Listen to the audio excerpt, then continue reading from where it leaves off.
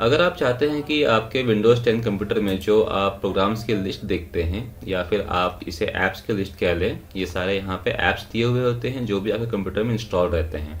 तो अगर आप चाहते हैं कि किसी को ये लिस्ट यहाँ पे ऐसे ना दिखे, उसको टाइप ही करना पड़े, तो आप कैसे इसको हाइड करेंगे? उसके लिए आपको यहाँ टास्क बार में जो है राइट क्लिक करना है और टास्क बार सेटिंग्स पे जाना है।